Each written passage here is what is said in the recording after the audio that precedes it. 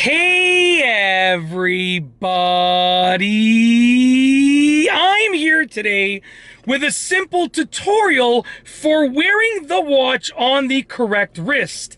And these will be easy instructions, so let's get right into this instructional tutorial video.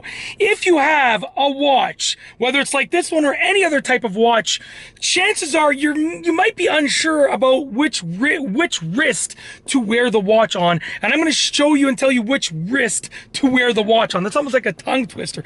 Which wrist to wear the watch on with regards to the correct wrist. Okay, so basically, before I say this, there's obviously no correct wrist. You can wear your watch on any wrist that you want to, obviously. But with regards to me saying the correct wrist, I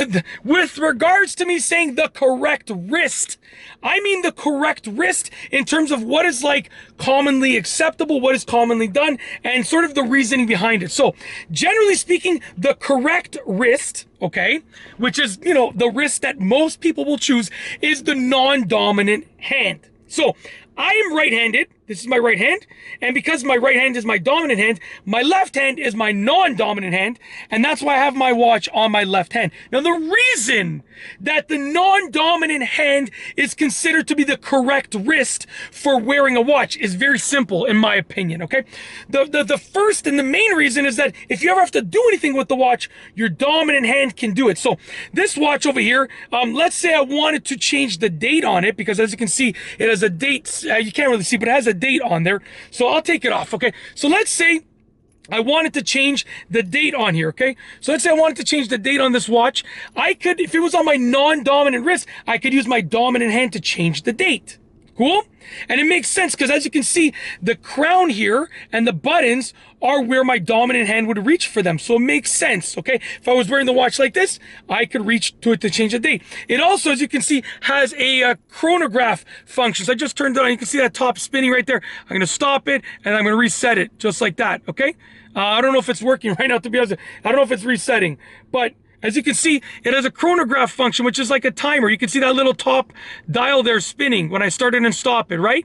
Okay, very, very simple. So if I wanted to do that, my dominant hand would do that. So this is my non-dominant hand. My left hand is my non-dominant hand. I'm going to quickly put the watch on here, okay, and I'll just demonstrate. So just give me a moment, okay? So the watch is on my non-dominant hand, okay? So my dominant hand can come, and I can pull out the crown if I wanted to. I can change the time. I can change the date. I can push these buttons to deal with the chronograph and time things, okay?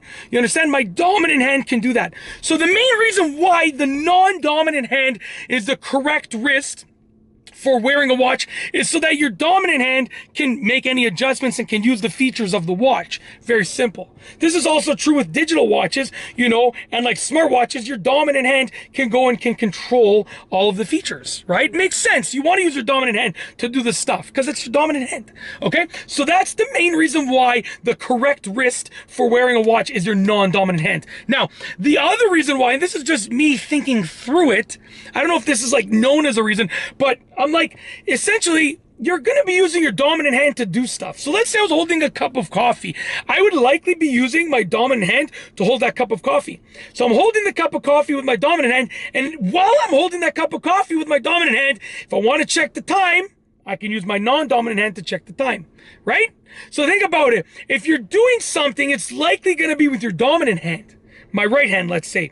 And as I'm doing that thing, as I'm holding that thing, as I'm controlling that thing, if I need to check the time, I can use my non-dominant hand. So if I'm, let's say I'm holding my cup of coffee, it's going to be my dominant hand. I can use my non-dominant hand to check the time. So that's essentially, those are the reasons why your non-dominant hand is the correct wrist for wearing a watch, okay? Very simple. It's mainly because you can use your dominant hand to control that watch, those features and functions on that watch. You can use your dominant hand to control those things on that watch. And also, you can check the time while you're holding something with your dominant hand, like holding a cup of coffee or holding a bag or holding a purse. You can check the time at the same time. Those are the main reasons why, in my opinion. And that's it. Like I said, there's no correct wrist, but the non-dominant hand is kind of known as the correct wrist for wearing your watch. And those are the main reasons why. And that's it. I got nothing else to say, so we're going to roll the outro for this video. So without further further ado, here's the outro. If you like this video, please be sure to give it a thumbs up. Let me know what you think down below as a comment. And of course, be sure to subscribe for more great videos just like this one. And that's all I have for you today. Thanks for watching.